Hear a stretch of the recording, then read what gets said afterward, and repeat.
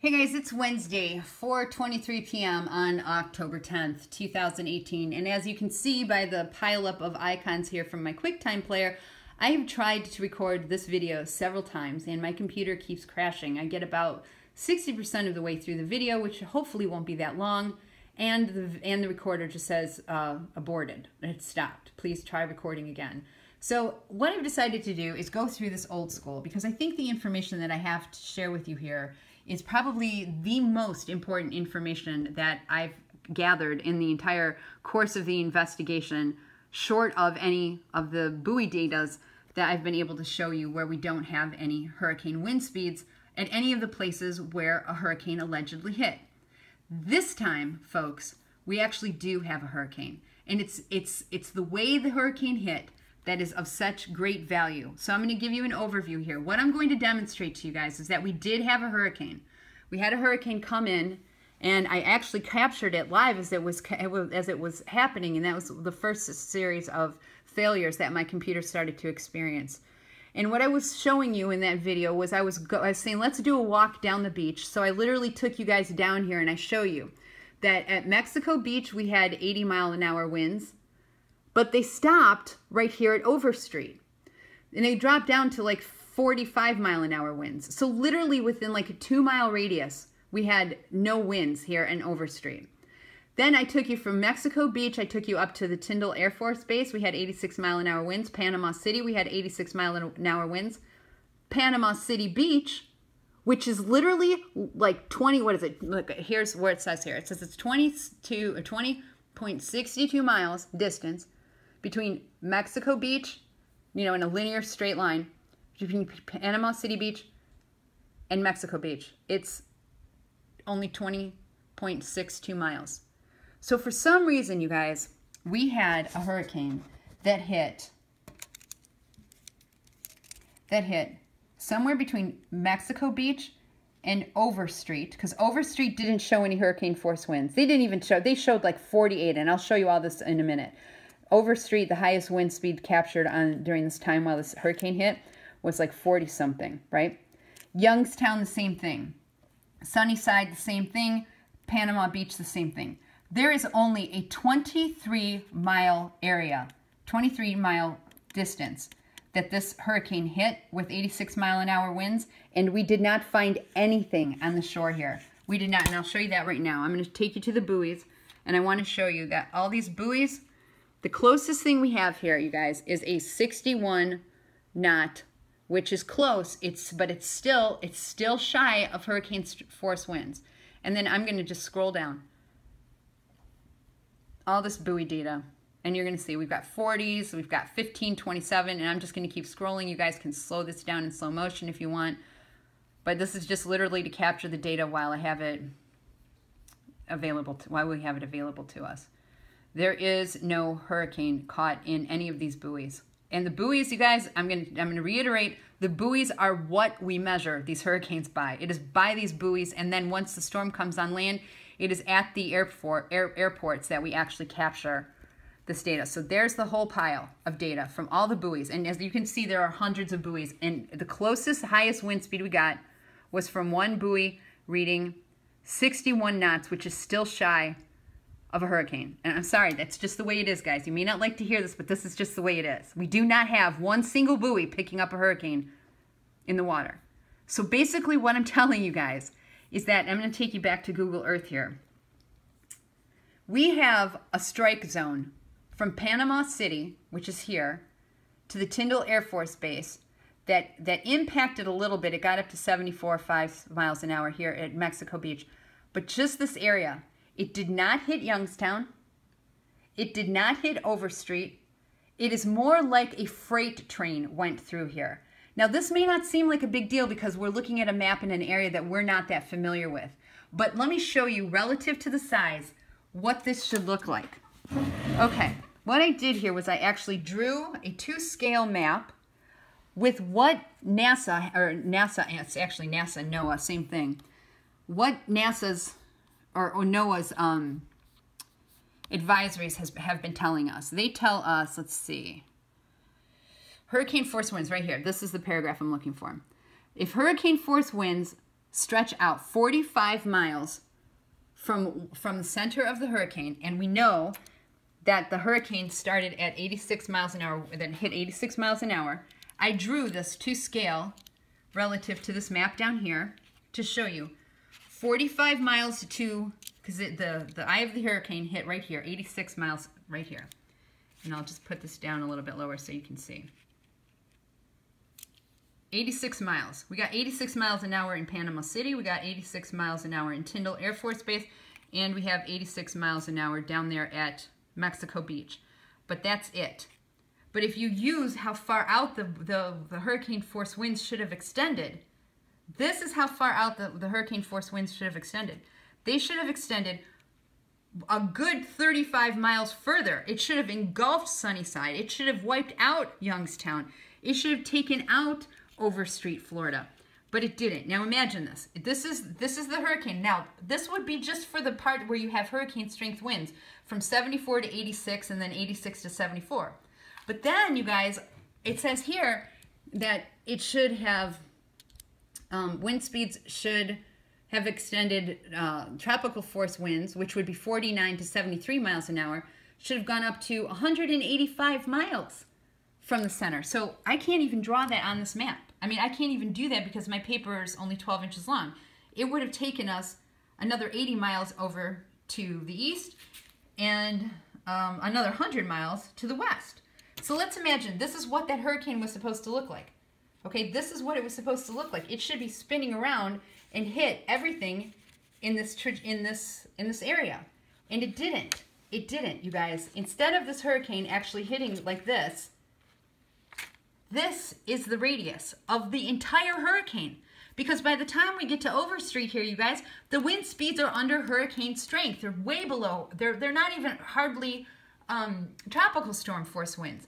This was more like a weapon hit this area. And it only had a trajectory that it moved inland by about 20 miles at the most.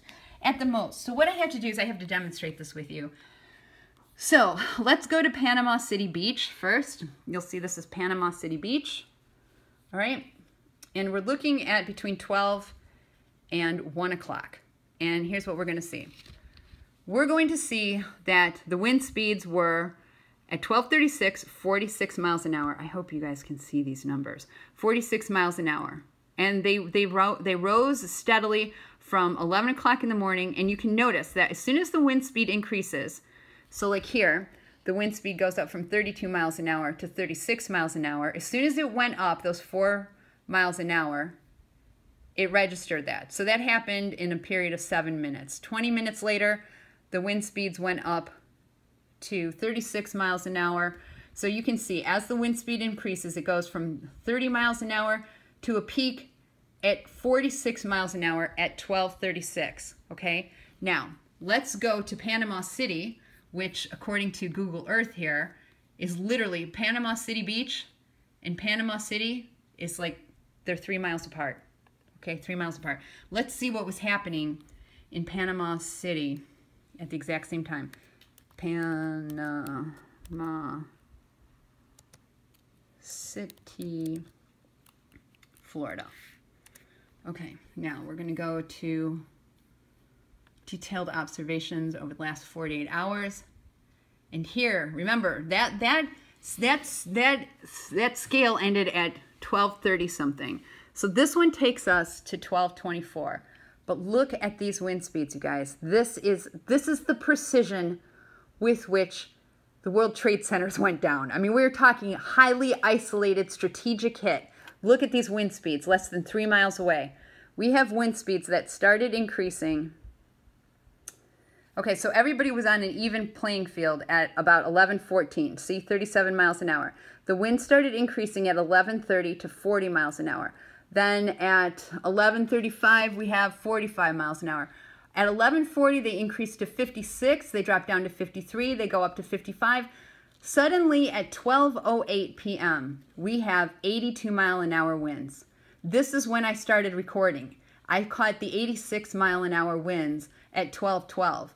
But the 86 mile an hour winds, you guys, they only lasted about 8 minutes, and then they dropped to 77 miles an hour.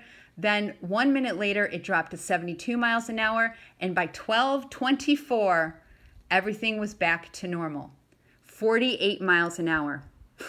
And that's it. And that is within a 3-mile distance of Panama City, which the highest wind speed was, I don't know, let's see if we can get back to Panama City Beach. Panama City Beach, the highest wind speed recorded there was 46 miles an hour by 12:30 p.m. 12:36. What I'm telling you guys is huge. This is huge information I'm sharing with you. Now, let me show you Tyndall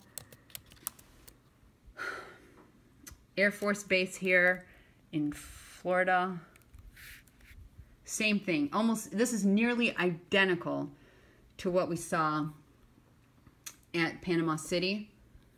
Again, we're going to see at around 11:45, the wind speeds start picking up, and they get up to, I have to look out for my camera. Okay, at about 11:45, they get up to 55 miles an hour. The next change in wind speed is up to 82 miles an hour. That's at 12:08, exactly like what we saw at Panama City Beach. Let's hope this is focused. Okay. And then the wind speeds go 86 miles an hour, 85 miles an hour, 84 miles an hour, 86 miles an hour. At 12:20, okay, we're talking 12 minutes later, the wind speeds drop to 77 miles an hour. Then 1 minute later, they drop to 72 miles an hour. And then 3 minutes later, they drop to 48 miles an hour. You guys, that is not this by a long shot. That is not this by a long shot, okay? If this is the hurricane, as it's moving, you guys, imagine the storm moving, the wind speeds should decrease down over the course of the 200 miles. So if this storm was going for, you know, if this storm was going, let's say the storm's going 10 or let's say it's going 20 miles an hour, it still has 185 miles to go. This storm should have been continuing for hours and hours and hours as it reduced from 86 miles an hour to 39 miles an hour. But that's not what happened. It literally, it's like a cannon hit this place. It goes from 86 miles an hour at 12:20 to 48 miles an hour 4 minutes later. You guys, there is something completely messed up. You can't explain this any way using a hurricane as your model. No way whatsoever. This was not a hurricane that hit Panama City. Now let me show you the next city here in line. I have to show you Mexico Beach, because that's the next place that this took a hit at. Let's go to Mexico Beach really quick. Mexico Beach, Florida. Okay, we're going to go to Mexico Beach. We're going to go to 48 hours observed details, and we're going to scroll down here, and we're going to see that here we do see a little variation, just a bit though. It drops to 48 miles an hour. Well, actually, no, this is almost the exact same cannon. This is actually, I'm sorry, you guys, it is no variation. 11:45, the wind speeds are up to 55 miles an hour. No, there's no variation. This is exactly the same. Exactly the same thing. Now, you think that's something? Okay, let's look at Mexico Beach here. Mexico Beach is right here, right? Let's look at Overstreet. Let's look at Overstreet, which is literally like, I don't know, what is this, like 2 miles away? 4 miles away? Okay, let's go to Overstreet, because we should surely be seeing those same readings at Overstreet, Florida. So let's type this in. Overstreet, Florida. Let's go to past observations. Okay, we'll scroll down here. Look at this, you guys. Nothing anywhere close. We have some gusts. We do have some gusts. But remember, hurricane force winds are registered by sustained winds. So these are sustained winds between, let's look at 11:45, because the wind speed stays the same from 10:53 at 31 miles an hour. Then it changes at 11:03 p.m. It goes up to 40 miles an hour. It's still 40 miles an hour at 11:20. At 11:53, it is now 49 miles an hour. But the next height it goes is at 12:53 at 58 miles an hour. You guys, the blast that hit Mexico Beach did not hit Overstreet. That is impossible. That is a 4 mile distance, you guys. That is absolutely 100% impossible if you're talking about this. If you're talking about this storm right here, you guys, that is impossible. Because the highest wind speed we record here in Overstreet should be very, very close to 86 miles an hour. Darn, is this thing focusing? Okay, 58 miles an hour. That's it. That's it. This is like 30 minutes later. This is 30 minutes after the storm had just hit Tyndall Air Force Base. You guys, what I'm telling you is huge. It's huge. Then we have Youngstown. Let's look at Youngstown because that's the next city to, let's see, Youngstown, Florida. I'll show you that on Google Earth. Youngstown is up here. See Youngstown? Oh gosh, is this thing focusing? Darn. Okay, this is Youngstown right here, right? So we're talking a distance inland of, hold on, Youngstown to here. We're talking 27 miles, right? Let's look and see what happens at Youngstown. Youngstown, we're at Youngstown, Florida. I'm going to go to 48-hour reading. And look at this, you guys. Same time that this should have been spinning through, okay, hurricane force winds to a 90-mile diameter, right? This thing should have been, this thing, I'll show you here on my little thing. Watch. Okay, this should have passed over Youngstown just about the same time. We should be seeing 74. As it approached Youngstown over that 20-minute period, it should have really been blasting Youngstown by 12. I don't know, by 12:20. Well, look what happens. Absolutely nothing. Absolutely nothing. This is remarkable. Look at this. 11:27 a.m. The wind speeds are 36 miles an hour. I hope this is focusing. Okay, 11:27, 36 miles an hour. 11:36, 36 miles an hour. 11:53, 38 miles an hour, 38 miles an hour, 40 miles an hour, 46 miles an hour. How is that possible?